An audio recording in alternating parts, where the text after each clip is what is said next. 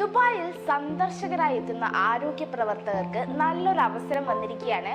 ആരോഗ്യ പ്രവർത്തകർക്ക് 3 മാസം പ്രാക്ടീസ് ചെയ്യാനുള്ള അനുമതി നൽകുമെന്നാണ് ദുബായ് ഹെൽത്ത് അതോറിറ്റി അറിയിച്ചിരിക്കുന്നത്.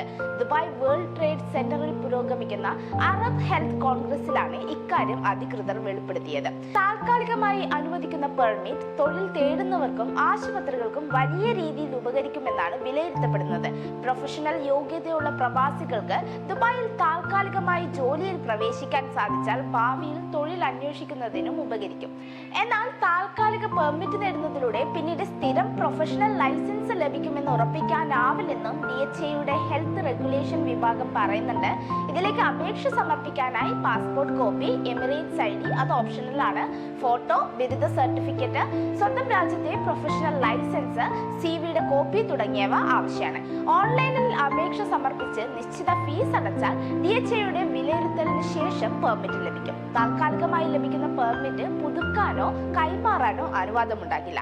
അതുപോലെ തന്നെ പെർമിറ്റിന്റെ കാലയളവ് ആരോഗ്യ സ്ഥാപനത്തിന് നിശ്ചയിക്കാം. എന്നാൽ 3 മാസത്തിൽ കൂടുതൽ ഈ അനുമതി ഉപയോഗിച്ച് ജോലിയിൽ തുടരാനാവില്ലെന്നും വെബ്സൈറ്റിൽ പറയുന്നുണ്ട്. എന്തായാലും ഇൻട്രസ്റ്റഡ് ആയിട്ടുള്ളവർ വെബ്സൈറ്റ് ഒന്ന് ചെക്ക് ചെയ്യുക. ഇതുപോലുള്ള ഇൻഫോർമേറ്റീവ് വീഡിയോസിനായി ഞങ്ങളുടെ പേജ് ഫോളോ ചെയ്യും.